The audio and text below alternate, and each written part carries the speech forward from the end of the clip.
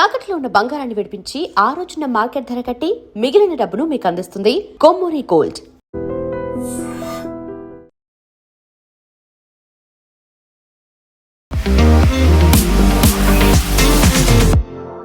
నమస్తే, నేను Kavitha. Welcome to I dream news and నిజాలు. యుద్ధ విరమణ కోసం ఇరాన్ ప్రతిపాదించినటువంటి శాంతి ప్రతిపాదనల్ని అమెరికా నిర్ద్వంద్వంగా తోసిపుచ్చింది. డొనాల్డ్ ట్రంప్ వాటిని యాక్సెప్ట్ చేసే ప్రసక్తే లేదు అంటున్నారు. ఈ నేపథ్యంలోనే యుద్ధం ఇంకా కొనసాగుతుందా, ఆపరేషన్ ఎపిక్ ఫ్యూరీ ముగిసింది అని అమెరికా అనౌన్స్ చేసిన తర్వాత ఇప్పుడు శాంతి ప్రతిపాదనకు యాక్సెప్ట్ చేయకపోవడం అంటే యుద్ధం కంటిన్యూ అవుతుంది అనేటువంటి సంకేతాలు ఇవ్వడమేనా? దీన్ని దృష్టిలో పెట్టుకునే హైదరాబాద్లో ప్రధానమంత్రి నరేంద్ర మోదీ మన దగ్గర ఇంధనానికి సంబంధించి ఎంత పొదుపుగా వాడుకోవాల్సినటువంటి అవసరం ఉంది అనే మాట చెప్పారా? బంగారం కొనుగోళ్లతో పాటుగా ఏడాది పాటు విదేశీ ప్రయాణాలను రద్దు చేసుకోవడం, చమురు ఇంధనానికి సంబంధించి మనం చాలా కీలకంగా వ్యవహరించాల్సినటువంటి అవసరం ఉంది, దుబారా ఖర్చులను తగ్గించుకోండి అనే మాట మోదీ ఎందుకు చెప్పారు? మనతో పాటుగా ఉన్నారు సీనియర్ జర్నలిస్ట్ సురేష్ కొచ్చతిల్ గారు. సార్ నమస్తే.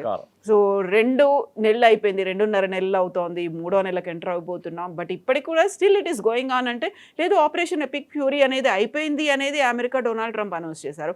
బట్ శాంతి ప్రతిపాదన మాత్రం ఒప్పుకోవట్లేదు. ఎవరు యుద్ధం కావాలనుకుంటున్నారు, ఎవరు వద్దంటున్నారు? అసలు మనం యుద్ధం గురించి మర్చిపోయాం. 4వ తారీఖు ముందు నుంచి 3వ తారీఖు నుంచి మన ఎలక్షన్లో పడున్నాం. బహుశా వారం పాటు మనం యుద్ధం గురించి అసలు మాట్లాడలేదు. ఇది మళ్ళీ తిరిగి వచ్చింది. వాళ్ళు కూడా బ్రేక్ తీసుకున్నారు, మనం కూడా బ్రేక్ తీసుకున్నాం. ఇప్పుడు నిన్న రాత్రి ఇరాన్ వాళ్ళ రెస్పాన్స్ పంపించారు 14 పాయింట్లలో. మన అందరికి తెలిసిందే, వాళ్ళు అంగీకరించారు. ఇంత పెద్ద గ్యాప్ ఉంది వాళ్ళ నడిమిట్లో. యురేనియం అంటారు, వీళ్ళు నో అంటారు.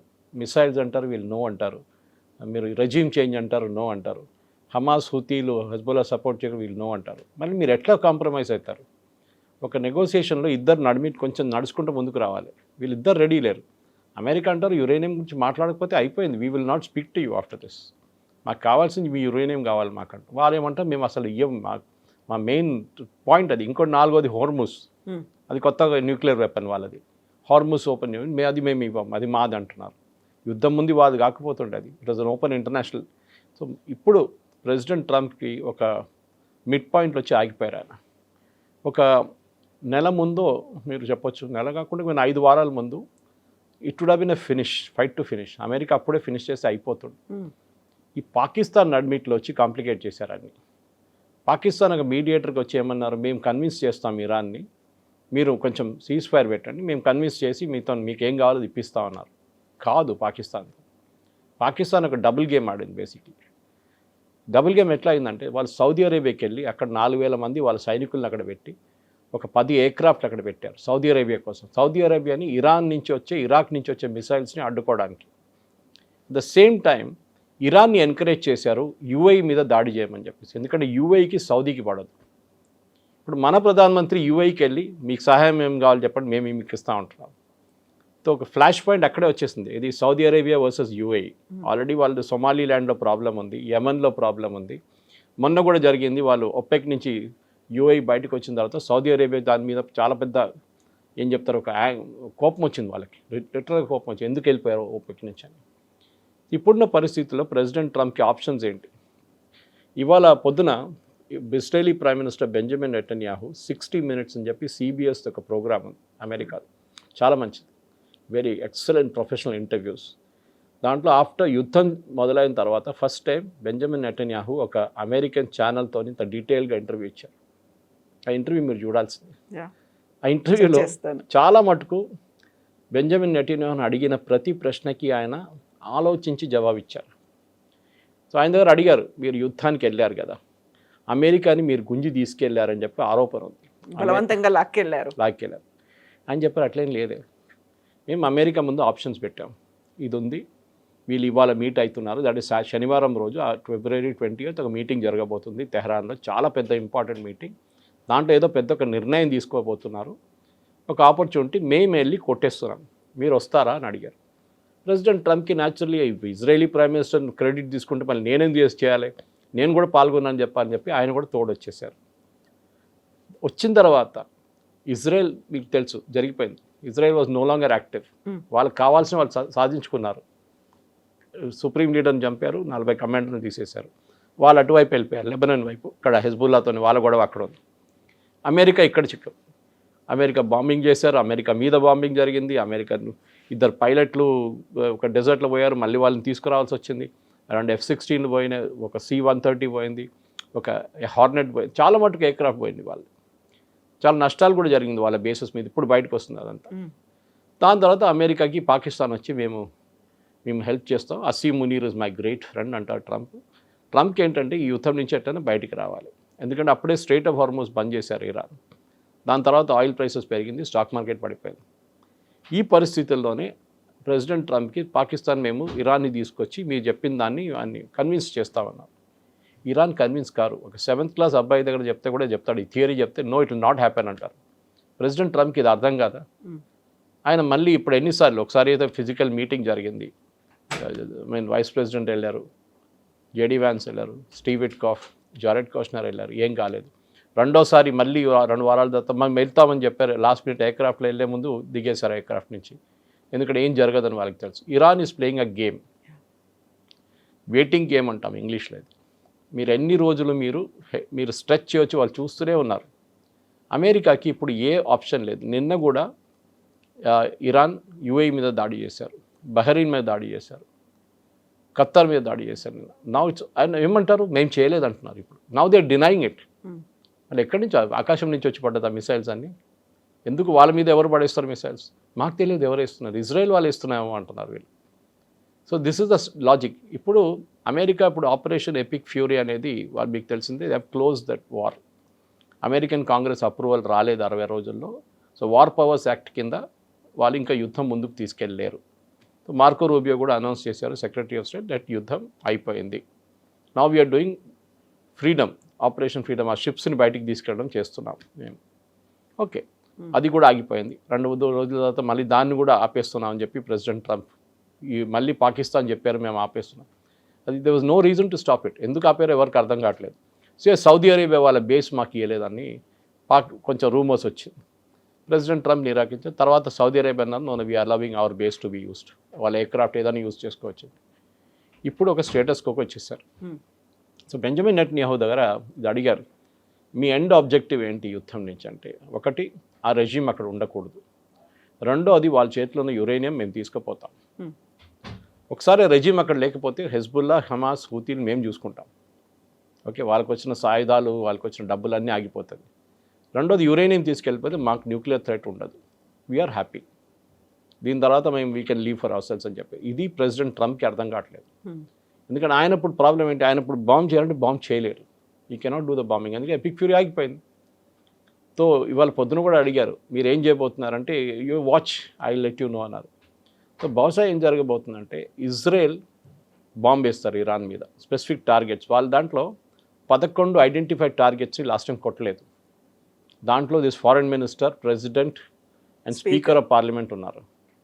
ఎందుకంటే నెగోషియేట్ చేయడానికి ఎవరైనా ఉండాలి కదా అని చెప్పి ఆపేశారు అమెరికా. బహుశా ఈ టార్గెట్ ఇప్పుడు ఈసారి కొడతారు వాళ్ళు.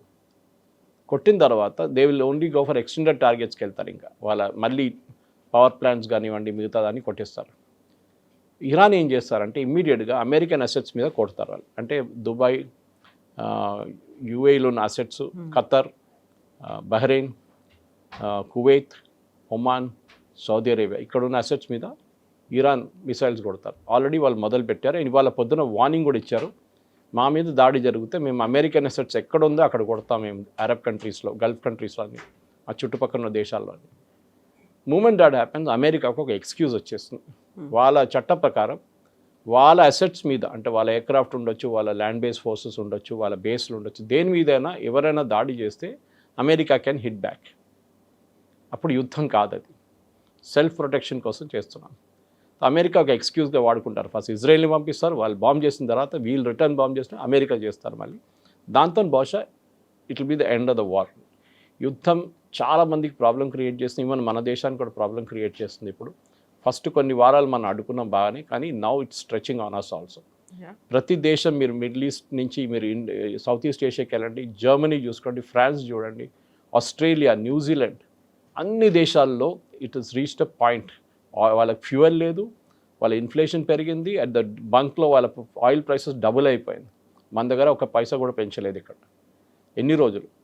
ఎల్పిజి కమర్షియల్ పెంచారు కానీ డొమెస్టిక్ ఇప్పుడు కూడా సబ్సిడైజ్ ఎలిమెంట్లో ఉంది. అది 23 రూపాయలు పెట్రోల్ లాస్ట్లో అమ్ముతున్నారు, 32 లీటర్ రూపాయల డీజిల్ లాస్ట్లో అమ్ముతున్నారు. ఎన్ని రోజులు? పెట్రోలియం కంపెనీ కూడా వాళ్ళు తట్టుకోలేరు. వాళ్ళు పబ్లిక్ లిమిటెడ్ కంపెనీ, వాళ్ళు షేర్ హోల్డర్స్ ఉన్నారు. స్టాక్ ఎక్స్చేంజ్కి వెళ్ళి రిపోర్ట్ చేయాలి వాళ్ళు మన నష్టాలు ఎంత వస్తుంది అనేది. సరే గవర్నమెంట్ కొంచెం మటుకు అడుగున్నారు, వాళ్ళ కస్టమ్స్ డ్యూటీ తగ్గించాలంటే చేశారు బాగానే. కానీ ఎన్ని రోజులు? ఈ యుద్ధం ఎప్పుడు ఆగుతుంది మనకి ఎవరికి తెలియట్లేదు. అండ్ ప్రెసిడెంట్ ట్రంప్కి ఏమో మిడ్ టర్మ్ పోల్స్ వస్తుంది, ఆయనకి అది టెన్షన్ ఉంది. సో నెక్స్ట్ ఆర్ యా పార్ అంటారు హిందీలో, అది బహుశా నెక్స్ట్ ఈ వారంలో నెక్స్ట్ వీక్లో తెలిసిపోతుంది. సో తేల్చుకోవడానికి అయితే సిద్ధపడ్డాయి, బట్ ఆ ఇంపాక్ట్ అనేది ప్రపంచ దేశాల మీద పడింది. మన దాకా రాలేదు, ఇప్పటిదాకా మనం ధరల్ని పెంచలేదు, కాకపోతే మనం కంట్రోల్డ్గా ఉండాల్సినటువంటి అవసరం ఉంది. వర్క్ ఫ్రమ్ హోమ్ని ఆప్షన్ని మీరు ఆప్ట్ చేసుకోండి, ఆర్ఎల్స్ పబ్లిక్ ట్రాన్స్పోర్ట్ని యూజ్ చేసుకోండి, కార్ పూలింగ్ని చేసుకోండి, అనవసరమైనటువంటి ఖర్చులు పెట్టకండి, 1 year పాటు బంగారాన్ని కొనకండి. ఇవన్నీ చెప్పడం అంటే are we going to face అయిన ఒక ఫైనాన్షియల్ క్రైసిస్ ఏమన్నా మన మీద పడబోతోందా? మోదీ ఎందుకని హైదరాబాద్కు వచ్చినప్పుడు ఆ మాట మాట్లాడారు? మోదీ గారు 2 సంవత్సరాల తర్వాత వచ్చారు, 2024 టేక్ ఓవర్ చేసిన తర్వాత వచ్చారు వెళ్ళారు, కానీ ఒఫీషియల్ విజిట్ ఏం చేయలేదు. అందులో కూడా ఆయన ఇక్కడికి వచ్చాడు అంటే పొలిటికల్గా ఏదో ఉండబోతోంది. After Bengal next target is Telangana and Punjab అని చెప్పిన తర్వాత దానికి పొలిటికల్గా ఏదో ఉంటుందేమో, కార్యకర్తల కోసం మాట్లాడతారేమో అనుకుంటే ఇక్కడ నుంచి దేశ ప్రజలకు ఒక సంకేతాన్ని, సందేశాన్ని ఎందుకు ఇచ్చారు అసలు? కోర్స్ ఆయనకు ఒక ఎక్స్క్యూజ్ ఉండాలండే దానికోసం. సో హైదరాబాద్కి వచ్చిన తర్వాత ఇప్పుడు ఒక రివ్యూ లాగా ఆయన ఆల్మోస్ట్ ఎంత ఇప్పుడు ఆల్మోస్ట్ 8 to 10 weeks అవుతుంది, 10 to 12 weeks అవుతుంది యుద్ధం. ఫిబ్రవరి 28 తారీఖు మొదలైంది. So March, April and we are in May 10th. So technically ఒక 70 రోజులు అని చెప్పొచ్చు. 70 రోజులు ఒక యుద్ధం జరిగిన తర్వాత దాని ఇంపాక్ట్ ఏముంటుంది? ప్రతి దేశం మీద ఇంపాక్ట్ ఉంది. ఆస్ట్రేలియాలో ప్రాబ్లం ఉందని చెప్పాను చూడండి నేను, entire Europe is suffering. Inflation అన్ని ప్లేసెస్లో ఇన్ఫ్లేషన్ పెరిగిపోయింది, జీడిపి పడిపోయింది. మన దగ్గర కూడా ఉంటుంది ఇంపాక్ట్, ఉండదని కాదు. కానీ మోదీ గారు ఏమంటున్నారు, మన దగ్గర కొన్ని ప్రాక్టికల్ సొల్యూషన్స్ ఉంది విచ్ మనం కోవిడ్ టైంలో ఉపయోగించాం. కోవిడ్ టైంలో అఫ్కోర్స్ ఎవరు బయటికి వెళ్ళలేదు, సో ఫ్యూయల్ కన్సంప్షన్ దారుణంగా పడిపోయింది. నాలాంటి వాళ్ళు రోడ్డు మీద తిరిగారు అప్పుడు మీడియా కోసం. ఓకే, ఇంటర్వ్యూలు చేసుకుంటా ఎక్కడెక్కడ పోలీసు వాళ్ళతో వీళ్ళతో మెడికల్ ప్రొఫెషనల్తో ఫుడ్ డిస్ట్రిబ్యూట్ చేసిన వాళ్ళతో. కానీ మిగతా వాళ్ళు అందరూ ఇంట్లో ఉన్నారు. సో వర్క్ ఫ్రమ్ హోమ్ మొదలు పెడదాం వేర్ ఎవర్ పాసిబుల్. స్కూల్ అయితే ఎట్లయినా క్లోజ్ ఉంది, అట్లీస్ట్ జూన్ 1st week దాకా క్లోజ్ ఉంటుంది. కావాలంటే ఒక 2 వారాలు ఎక్స్టెండ్ చేసుకోవచ్చు, పెద్ద ప్రాబ్లం ఏం లేదు దాంట్లో. కాకుండా మిగతా ఏం చేయాల్సి వస్తుంది? ఒకటి, ఈ side use metro, public transport use చేయండి, ఎక్కడైతే మెట్రోలు ఉన్నాయో అక్కడ యూజ్ చేయండి. ఇంకోటి ఆయన అన్నారు cooking oil consumption, which is very interesting. Cooking oil consumption దీనికంటే ముందు కూడా చెప్పారు ఆయన ఈ మాట. ఎందుకంటే మనం కుకింగ్ ఆయిల్ అనుకుంటాం మన దేశంలో తయారవుతుంది అనుకుంటాం, ఐటీసీ కానీ ఫ్రీడమ్ ఆయిల్ కానీ మిగతా కంపెనీలు కానీ వీళ్ళందరూ మన దగ్గర ధారా వాళ్ళ అలాంటిది ఇక్కడ తయారవుతుంది. Correct, they are made here, crushed here, కానీ దాని సీడ్స్ బయట నుంచి వస్తుంది. ఫర్ ఎగ్జాంపుల్ సన్ఫ్లవర్ సీడ్స్ కూడా మన దగ్గర ప్రొడక్షన్ చాలా తక్కువ, మనం యూక్రెయిన్ నుంచి తెచ్చుకుంటాం. మనం దానికోసం యూక్రెయిన్ యుద్ధం మొదలైనప్పుడు సడన్గా సన్ఫ్లవర్ ఆయిల్ రేట్స్ 220 రూపాయలకి వెళ్ళింది. తర్వాత మనం ఇంకా సోర్సెస్ నుంచి తెచ్చుకున్నాం, తగ్గింది అప్పుడు రేటు. ఈ same Malaysian palm oil Malaysia నుంచి తెచ్చుకుంటాం మనం, ఇక్కడ ఫైన్ ప్రోడక్ట్ మనం తయారు చేస్తాం దాన్ని. So we have to cut down అన్న మోదీ గారు చెప్పారు, హెల్త్ కోసం కూడా మంచిదే అది. మీరు ఆయిల్ కొంచెం తక్కువ యూజ్ చేయండి. మన ఆయిల్ చాలా ఎక్కువ యూజ్ చేస్తాం, ఎస్పెషలీ మన తెలుగు కుకింగ్లో అయితే పైన ఒక లేయర్ ఆఫ్ ఆయిలే ఉంటుంది దానికి.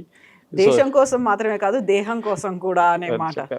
సో అదొక మెయిన్ రీజన్ అదొకటి. సో వర్క్ ఫ్రమ్ హోమ్ అనేది ఒక ఐడియల్ సొల్యూషన్. యాక్చువల్లీ కోవిడ్ తర్వాత మీకు తెలిసిందే చాలా మటుకు కంపెనీలో ఒక హైబ్రిడ్ మోడల్కి వచ్చేసారు. వాళ్ళకు కూడా తెలిసిపోయింది, అందరూ ప్రతిరోజు రావక్కర్లేదు. 4 రోజులు పని చేస్తే 2 రోజులు రావచ్చు, లేకుంటే 3 days and 2 days 5-day week ఉన్న వాళ్ళకి you can come on hybrid model. బహుశా కొంతమంది దానికి వెళ్ళిపోతారు, మళ్ళీ హైబ్రిడ్ మోడల్కి వెళ్ళిపోయి. ఎందుకంటే నేను ఇవాళ పొద్దున కూడా రోడ్ మీద వస్తున్నాం, ఇంటికాడ నుంచి ఇక్కడ స్టూడియోకి వస్తున్నప్పుడు మొత్తం ట్రాఫిక్ జామ్ ఎక్కడ చూసినా అక్కడ. అంటే ప్రజలు వినట్లేదు అసలు. మేబీ దాని ఇంపాక్ట్ కొన్ని రోజుల తర్వాత వస్తుంది. నేనైతే I'm all for cutting down అని ఒక చిన్న రేషనింగ్ చేయాల్సిందే. ఎందుకంటే అంతమంది రోడ్డు మీద తిరగక్కర్లేదు, కానీ తిరుగుతున్నారు. ఎందుకంటే పెట్రోల్ ఉంది కదా, డీజిల్ ఉంది కదా, నింపేసి ఫుల్ ట్యాంక్ కొట్టేసుకుంటూ తిరుగుతున్నారు వాళ్ళందరూ. కానీ తగ్గించాల్సింది, మొదటిగా ఇదే చెప్పారు. ఇంకోటి ఆయన చాలా మటుకు చెప్పారంటే అంటే ఒక సెల్ఫ్ డిసిప్లిన్ ఉండాలి ఈ టైంలో అని చెప్పారు. అది ఫస్ట్ టైం చెప్పినప్పుడు చెప్పారు కూడా, డిసిప్లిన్ కోవిడ్ టైంలో ఎట్లా డిసిప్లిన్ మెయింటైన్ చేయాలి, డిసిప్లిన్ ఉండాలని చెప్పారు. ఇక్కడ ఉన్న ప్రజలకి మన దగ్గర అది పెద్ద ఒక ప్రాబ్లం, సెల్ఫ్ డిసిప్లిన్ అనేది మన దగ్గర లేదు. కానీ యుద్ధంలో ఉన్న ఇంపాక్ట్ గురించి మాట్లాడుతున్నారు, ఫారిన్ ఎక్స్చేంజ్ గురించి, బంగారం గురించి చెప్పారు. బంగారం కొనక్కర్లేదు, 1 సంవత్సరం పాటు బంగారం కొనకండి అని చెప్పారు. పొద్దున్న నుంచి దాని మీద రియాక్షన్లు వస్తున్నాయి. బంగారం షాప్ వాళ్ళు ఏడుస్తున్నారు, స్టాక్ మార్కెట్ బహుశా నేను చూడలేదు, పడిపోయింది. That is impact immediate, that reaction is there anyway. So బంగారం ఎందుకు కొనొద్దు అంటున్నారు, దానికి కారణాలు ఉన్నాయి. ఒకటి, జస్ట్ లైక్ ఆయిల్, ఇది కూడా మనం బయట నుంచి తెప్పించుకోవాల్సింది 100%. మన దగ్గర చాలా తక్కువ ఉంది ప్రొడక్షన్ బంగారంది. సో బయట నుంచి తెప్పించుకుంటున్నప్పుడు న్యాచురలీ ఫారిన్ ఎక్స్చేంజ్ యూజ్ అవుతుంది. మన దగ్గర 700 బిలియన్ ఉందని చెప్తున్నారు, చెప్పాను చూడండి. అది మనం ఒక సంవత్సరం పాటు 2 సంవత్సరాలు కూడా నడిపించుకోవచ్చు. ఫ్రెష్ ఫ్లోస్ వస్తూనే ఉంటుంది మనకి. కానీ ఎన్ని రోజులు? సో కొంచెం తగ్గించుకోండి. ఆఫ్కోర్స్ ఎవరికైనా ఇంట్లో పెళ్లి ఉన్నప్పుడు లేకుండా దాన్ని కొంటారు ఎట్లయినా. కానీ యాజ్ అన్ ఇన్వెస్ట్మెంట్ ఆప్షన్ ఇప్పుడు కొనకండి. యాక్సిడెంట్స్ కొనట్లేదు ఎవరు, ఎందుకంటే రేట్ అంత పెరిగింది. ఇప్పుడు everybody is waiting for the rate to come down. So అంత కొనట్లేదు. సో బంగారం కొనకండి ఇప్పుడు. నెక్స్ట్ ఒక పాయింట్ ఏం చెప్పారంటే, ఇంటర్నేషనల్ హాలిడేస్ కొంచెం తగ్గించండి. డెస్టినేషన్ వెడ్డింగ్స్ పెట్టుకోకండి. ఇక్కడ ముందు కూడా చెప్పారు, కానీ ఈసారి చాలా క్లియర్గా చెప్పారు. ఈవెన్ ఇంటర్నేషనల్ హాలిడేస్ తగ్గించండి. ఫారిన్ ఎక్స్చేంజ్ మన దగ్గర చాలా మటుకు ఖర్చు అవుతుంది దానికి. ఈవెన్ డెస్టినేషన్ వెడ్డింగ్ కూడా మీరు లక్షల ఖర్చు పెడతారు బయట. You use dollars like crazy. మీరు ఇక్కడ పెళ్లి పెట్టుకోండి, ఇండియాలో వెకేషన్ చేసుకోండి, మీకు ప్రాబ్లం ఉండదు. ఐ థింక్ ఇది హోలిస్టిక్గా చూస్తే ఒక సెన్సిబుల్ సజెషన్. దాంట్లో అన్ని 100% ఇంప్లిమెంటేషన్ అవుతుందంటే కాదు. గవర్నమెంట్ ఎవరిని ఆపలేరు. మీరు బంగారం షాప్కి వెళ్ళకూడదు, బంగారం షాప్ బంద్ చేద్దామంటే అది కూడా కాదు. That economy has to run also. అది కూడా నడవాలి కదా. ఎంతోమంది దాని మీద బతుకుతున్నారు. జ్యువెలరీ అమ్మడం ఒకటే కాదు, జ్యువెలరీ డిజైన్ చేసేటోళ్ళు చాలామంది ఉన్నారు. ఓకే, దాంతో ఒక వర్క్ స్కిల్ ఉన్న వాళ్ళు చాలా తక్కువ. ఇప్పుడు తగ్గు వస్తున్నారు. ఇప్పుడు వాళ్ళకు ఉద్యోగం ఉండాలి. Yes, short term pain, long term gain అంటమ్మా. ఇది షార్ట్ టర్మ్ పెయిన్ ఇది. సో గతంలో కూడా వికసిత్ భారత్ గురించి చాలా ఎక్కువగా గొప్పగా చెప్పుకుంటూ వచ్చారు. ఇప్పుడేమో సడన్గా మా వోకల్ ఫర్ లోకల్ అనే మాట, గ్లోబల్గా ఉన్నటువంటి లగ్జరియస్ బ్రాండ్స్ ఏవైతే ఉన్నాయో వాటన్నిటిని కొనకండి, లగ్జరీస్ని తగ్గించుకోండి అని ఈ చెప్పడం ఒకవైపు అయితే, ఆర్థిక సంక్షోభం మనకేమైనా రాబోతోందా? నిజంగా ఆయిల్ సంక్షోభం, క్రైసిస్ అనేది మన దగ్గర ఉందా? దాన్ని బయటపడడానికి మనకి ఇండైరెక్ట్గా ఇండికేషన్స్ ఇస్తున్నారా? మొన్నటిదాకా రిసోర్సెస్ బాగా ఉన్నాయి, మన దగ్గర నిల్వలు ఉన్నాయి, స్టోరేజ్ కెపాసిటీ ఇంత ఉంది, 2 నెలలు కావచ్చు, 75 రోజుల పాటు మనకు అవైలబుల్గా ఉంటాయి, ఇన్ని చెప్పిన తర్వాత ఆల్ ఆఫ్ ది సడన్ ఒకేసారి ఉన్నట్టుండి చెప్పాడు, మీరు అన్నింటినీ కట్ డౌన్ చేసుకోండి. మనం నెత్తిన ఏదైనా రుద్దుతున్నారా, లేకుంటే మనం గమనించలేంది, మనకు అర్థం కాంది ఏదైనా మోదీ మనకు చెప్పే ప్రయత్నం చేస్తున్నారా? మోదీ గారు 8 గంటలకు రాలేదు, అది చాలా పెద్ద అడ్వాంటేజ్. నైట్ మిక్రో అని రాలేదు, 8 o'clock అనగానే అందరికి భయం వేస్తుంది, మళ్ళీ ఏదో జరగబోతుంది. ఎస్, ఒక బెల్ట్ టైట్నింగ్ ఎక్సర్సైజ్ ఉండాల్సింది, దాంట్లో డౌట్ లేదు. ఎందుకంటే చాలా మటుకు మిగతా దేశాలు చూస్తూ నేర్చుకోవాలి. ఒక శ్రీలంకని చూడండి, కంప్లీట్లీ బ్యాంక్రప్ట్. పాకిస్తాన్ 2 వారాలు కావాల్సిన ఆయిల్ కూడా వాళ్ళ దగ్గర కొనలేరు వాళ్ళు.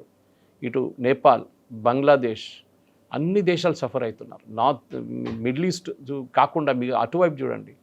You look at south east Asia, Indonesia, Malaysia, అన్ని దేశాలు, ఎవ్రీబడీ ఈజ్ సఫరింగ్. ఎందుకంటే అందరికీ ఇదే ప్రాబ్లమ్స్. మనకున్న ప్రాబ్లం వాళ్ళకు కూడా ఉందన్నమాట. కానీ మనం because we are 5th or 6th largest, ఇప్పుడు 4 కాదు, ఇప్పుడు 5కి వెళ్ళిపోయాం మనం. కానీ population wise we are the 2nd largest importer of crude. China తర్వాత మనమే ఉంటాం. సో మనం న్యాచురల్లీ మనకు కొంచెం బెల్ట్ టైట్నింగ్ చేసుకోవాలి. మోదీ గారు ఎలక్ట్రిక్ కార్స్ గురించి మాట్లాడారు, చాలా ఇంపార్టెంట్. ఇది ఒక ఐడియల్ ఆపర్చునిటీ. ప్రతి క్రైసిస్ ఒక ఆపర్చునిటీ క్రియేట్ చేస్తుంది. డిమానిటైజేషన్ రాగానే డిజిటల్ పేమెంట్స్ వచ్చింది, అందరు నవ్వారు ఆ టైంలో. ఏంటి డిజిటల్ పేమెంట్స్? చిదంబరం గారు చెప్పారా, కూరగాయలు అమ్ముతున్న ఆమెకి ఏం తెలుసు డిజిటల్ పేమెంట్, ఆమెకి ఏముంటుంది బ్యాంక్ అకౌంట్, ఎక్కడ ఇంటర్నెట్ అన్నారు. ఇప్పుడు ఏం జరుగుతుంది? ఎవరు కూడా పర్సనల్ డబ్బులు పెట్టుకుంటూ తిరగట్లేదు, చాలా తక్కువ. Everybody's on digital mode. అది ఒక క్రైసిస్ క్రియేట్ చేసింది ఆ టైంలో. నోట్లు లేవు మార్కెట్లో, నోట్లు తగ్గిపోయింది, ఏటీఎంలో నోట్స్ లేవు. అప్పుడు డిజిటల్ పేమెంట్స్ ఇంట్రడ్యూస్ చేస్తారు. దానికన్నా ముందు కూడా ఉండే అనుకోండి, కానీ దాన్ని ఒక ప్రెస్సింగ్ నీడ్ వచ్చింది అప్పుడు. ఇప్పుడు ఎథనాల్ గురించి మాట్లాడతామా? గడ్కరీ గారు ఫస్ట్ టైం ఎథనాల్ 10% ఇంక్రీజ్ చేసినప్పుడు పెద్ద గొడవ జరిగింది. కొన్ని కార్ కంపెనీలు అన్నారు ఎఫిషియన్సీ తగ్గిపోయింది, కొంతమంది రివ్యూవర్స్ అన్నారు చాలా మటుకు ఇంజిన్ డ్యామేజ్ జరుగుతుంది. అసలు ఏం జరగలేదు. ఛాలెంజ్ చేశారు గవర్నమెంట్, తీసుకురండి మనం ప్రూఫ్ చూపించండి అని చెప్పి. బేసిక్లీ ఏం జరిగిందంటే, గల్ఫ్లో ఉన్న ఆయిల్ కంపెనీస్ ఒక క్యాంపెయిన్ నడిపించారు. మనకు తెలిసింది OPEC అని చెప్పి, మనం చూసాము. ఇప్పుడు OPEC దగ్గర PR ఆర్మ్ ఉంది, వాళ్ళు చాలా డబ్బులు ఖర్చు పెడతారు. Just like world gold council అని ఒకటి ఉంది. ఈ బంగారం అమ్మే దేశాలు అంటే సౌత్ ఆఫ్రికా లాంటి దేశాలు, దాని దుబాయ్ లాంటి ట్రేడింగ్ ఉన్న దేశాల్లో ఒక పెద్ద లాబీ ఇది వరల్డ్ గోల్డ్ కౌన్సిల్. వాళ్ళే మన ధన్తేరాస్ తయారు చేశారు. ధన్తేరాస్లో బంగారం కొనడం కాన్సెప్ట్ వాళ్ళ దగ్గర నుంచి మొదలైంది. సెంటిమెంట్ లాగా చూపించిందాన్ని. World gold council president, India ప్రెసిడెంట్ని నేను కలిసాను ఒకసారి, ఇప్పుడు కాదు, నేను టైమ్స్ ఆఫ్ ఇండియాలో పనిచేసిన టైంలో. ఆయన ఓపెన్గా చెప్పారు నాకు, ఆఫ్ ద రికార్డ్, సురేష్ గారు ఇది ఒక marketing strategy Dhanteras. I'm just taking it of the main discussion కాదు, కానీ బంగారం గురించి మాట్లాడడం ఇది రావాలి. ఇది మా స్ట్రాటజీ. మా స్టేల్ ఫ్లాట్ అయిపోతుంది మా సేల్స్ అంతా. పెంచుకోవడానికి మేము ఒక ధన్తేరస్లో బంగారం కొనాలని చెప్పి ఒక కాన్సెప్ట్ తీసుకొచ్చి అది క్లిక్ అయింది. క్యాంపెయిన్ నడిపించాం, కోట్లు ఖర్చు పెట్టాం మేమని. ఎనీవే నేను ఓపెక్ గురించి ఇక్కడికి వస్తున్నాను, ఎందుకంటే ఓపెక్ వాళ్ళు క్యాంపెయిన్ నడిపించారు. దాని తర్వాత గడ్కరీ గారు దాన్ని 20% చేశారు ఎథనాల్ని, ఎస్పెషల్లీ న్యూ కార్స్లో అది యూజ్ చేసుకోవచ్చు. పెద్ద గొడవ దాని కూడా. మళ్ళీ ఇప్పుడు ఆయన 100% అంటున్నారు. అప్పుడు ఆలోచించండి, ఇండియన్ రైల్వేస్ వాళ్ళ కంప్లీట్ డీజిల్ లోకోమోటివ్స్ని ఎలక్ట్రిక్ చేసినప్పుడు ఎంత పెద్ద గొడవ జరిగింది ఆ టైంలో. ఇండియాలో అది లేదు, ఇండియాలో ఎలక్ట్రిసిటీ లేదు, ట్రైన్ నడిమిట్లు ఆగిపోతుంది, అది ఇదని చెప్పి పెద్ద ఏమైనా జరిగిందంటే ఏం జరగలేదు. Everything got converted to electric. మీరు బిలీవ్ చేయరు, ఇక్కడ కొంత యూనివర్సిటీస్ ఉన్నారు మన హైదరాబాద్లోనే, వాళ్ళ మెయిన్ కిచెన్స్ హాస్టల్ కానీ మిగతా దానికి మొత్తం ఎలక్ట్రిక్ చేసుకున్నారు లాస్ట్ 1 monthలో. ఎట్లా చేశారు? ఇంగ్లీష్లో అంటారు necessity the mother of invention అని. ఓకే, మీకు క్రైసిస్ వచ్చినప్పుడు అప్పుడు మీరు ఆలోచిస్తారు ఇది ముందెందుకు ఆలోచించలేదు ఇది. దాన్ని సోలార్ కనెక్ట్ చేస్తున్నారు ఇప్పుడు. సో ప్రతి దానికి ఒక ఆపర్చునిటీ. సో మోదీ గారు అదే చెప్పారు, యూస్ ఎలక్ట్రిక్ వెహికల్స్. మనం చూస్తున్నాం సెంట్రల్ గవర్నమెంట్ ఇచ్చే ఫండ్స్తోని కొంటున్న బస్సులు కూడా చూస్తున్నాం సిటీలో. ప్రతి సిటీలో వాళ్ళు ఇస్తారు 600-500 బస్సులు ఇస్తారు, అన్నీ ఎలక్ట్రిక్ ఇస్తారు. ఇప్పుడు they are not giving non electric vehicles, diesel buses ఇవ్వట్లేదు, అసలు ఫండింగ్ ఇవ్వట్లేదు. ఇది కూడా ఒక ideal opportunity. Let us use it no, there ఏం ప్రాబ్లం లేదు. కానీ మన దగ్గర ఒక రిలక్టెన్స్ ఉంటుంది. మన దేశం ఎందుకు ప్రాబ్లం ఏముంది, పెట్రోల్ ఫుల్ ట్యాంక్ కొట్టించుకుంటే ఏమవుతుంది. మన ఒక బెల్ట్ టైట్నింగ్ ఇట్లాంటి క్రైసిస్ వచ్చినప్పుడే మన దేశంలో ఒక డిసిప్లిన్ మెయింటైన్ చేసుకున్నాను. కోవిడ్ టైంలో యాక్చువల్లీ చాలా టఫ్గా గవర్నమెంట్ చేయాల్సి వచ్చింది. నాకు గుర్తుంది, నేను బయట తిరుగుతున్నప్పుడు చాలామందిని పోలీసు వాళ్ళు డిటైన్ చేశారు. ఒకరిని అక్కడ మిలిటరీ డైరీ ఫామ్ రోడ్ దగ్గర చూశాను, వాడిని పట్టుకున్నారు పోలీసు వాడు. సో మేము కూడా ఇంటర్వ్యూ చేస్తున్నాం అక్కడ. ఆ టైంలో మా కెమెరామెన్ మైక్ తీసుకెళ్ళి ఇచ్చాడు ఆయనకి పట్టుకోని చెప్పి. వాడు దగ్గర అడిగాం, నువ్వు ఎందుకు రోడ్డు మీదకి వచ్చానంటే ఎంతమంది తిరుగుతున్నారు రోడ్డు మీద చూడడానికి నేను వచ్చానంట. ఆలోచించండి, అట్లాంటి ఒక యాటిట్యూడ్ మన దగ్గర ఉంది.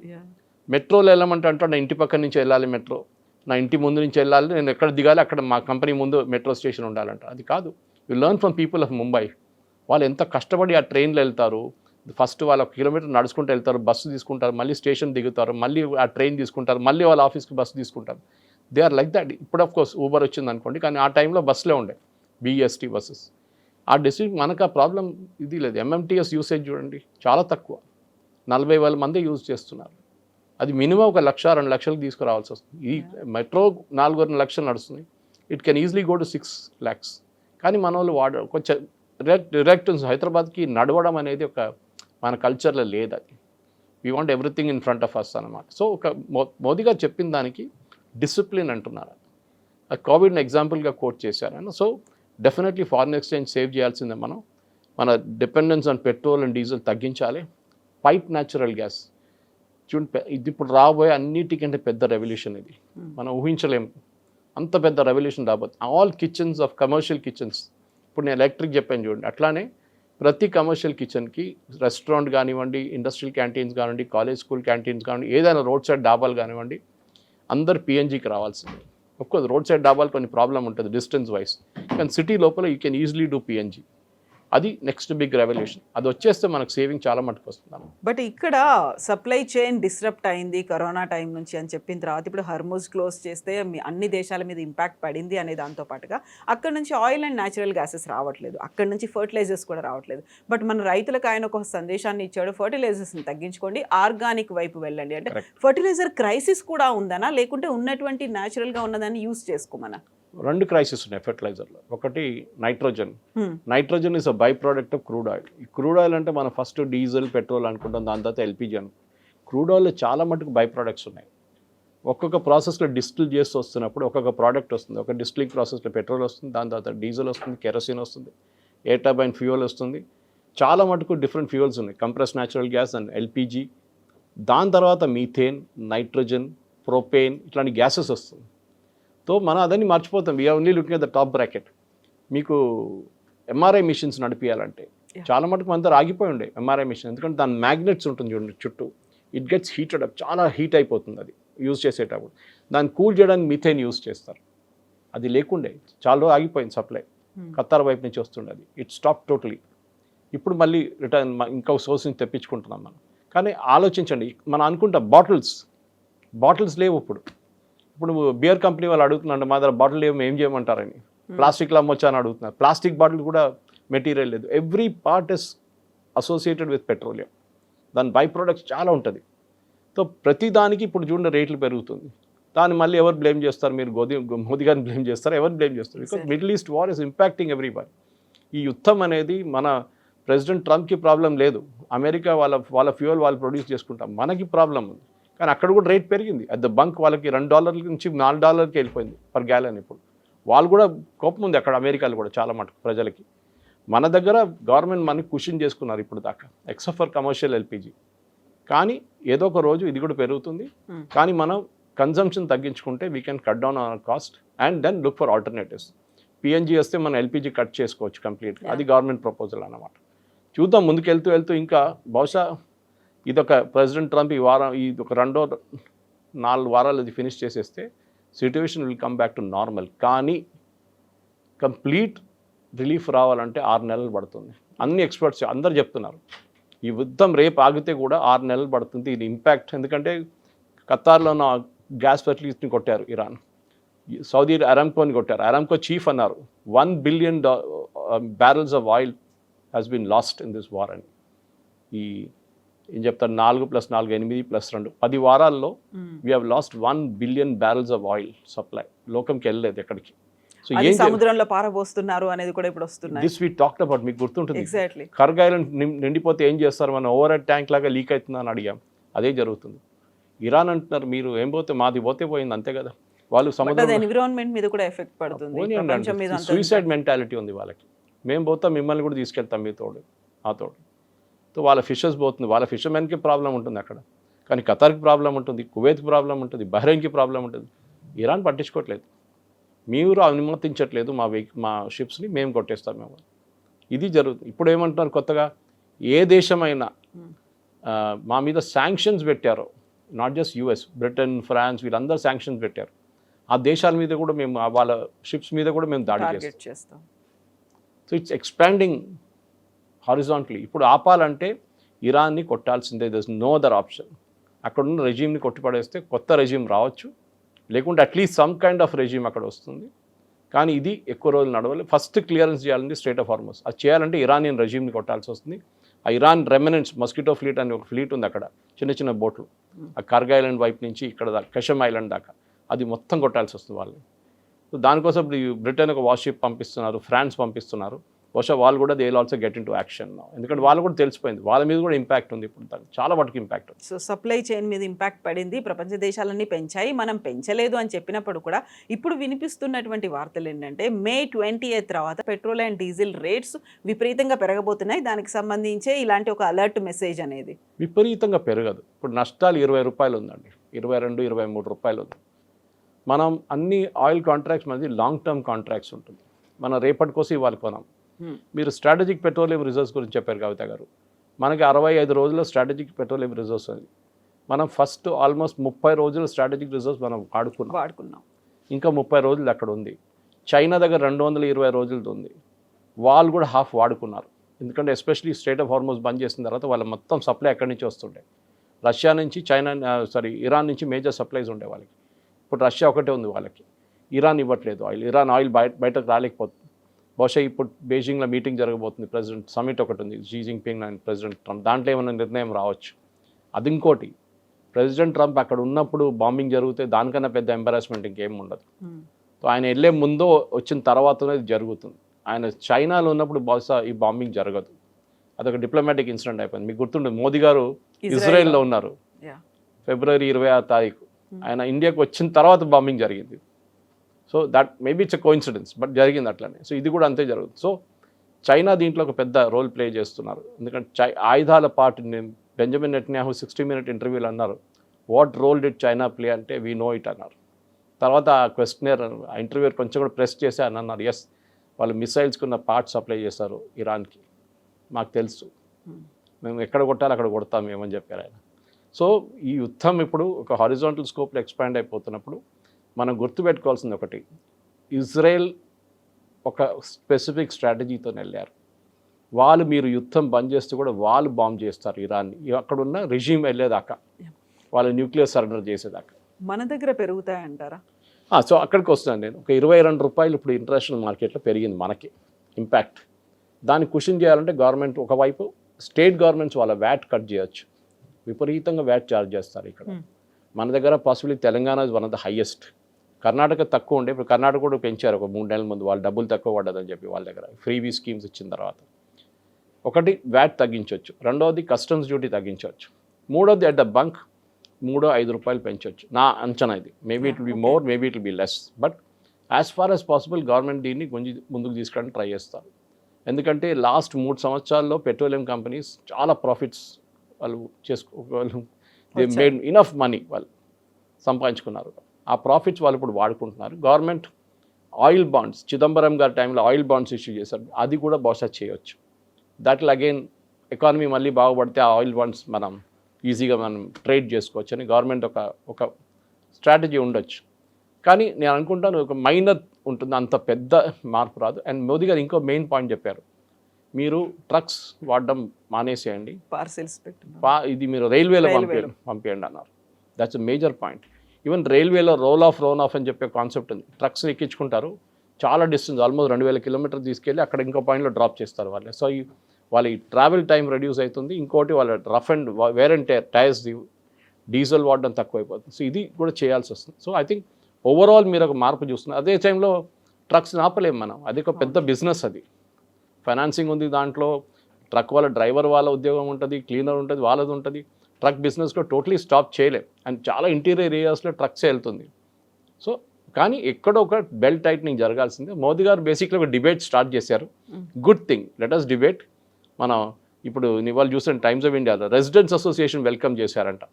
ఇప్పుడు నేను అది డీటెయిల్గా కార్ పూలింగ్ గురించి అంతా మాట్లాడుతూ ఇట్స్ ఎ గుడ్ మూవ్ అంతే. కానీ ప్రాబ్లం ఎక్కడ వస్తుందంటే, నేను నా కార్లో వెళ్తున్నారు, ఇంకో ఇద్దరు నేను ఎందుకు ఎక్కించుకోవాలని చెప్పి కాన్సెప్ట్. కానీ కోవిడ్ టైంలో తర్వాత చేశారు కదా మీరు, సో ఇప్పుడు కూడా చేయొచ్చు మనం. లెట్ us see ఒక మెచ్యూర్ నేషన్గా మనం బిహేవ్ పాజిటివ్ సైడే చూడాలి. ఎస్ ఉండాలి. దానికి బంగారం కొనకూడదని చెప్తే మోదీ గారు షాప్ బంద్ చేయమని చెప్పలేదు కదా, మీరు వెళ్ళి కొనండి కావాలంటే, కానీ ట్రై అండ్ అవాయిడ్ ఇట్. దేశం కోసం కొంచెం ఆలోచించండి, మీకు కావాల్సిన పెళ్లి ఉంటే కొనండి, వెళ్ళి నోబడీ విల్ స్టాప్ యూ అన్నమాట. Yes sir, thank you so much. Thank you very much.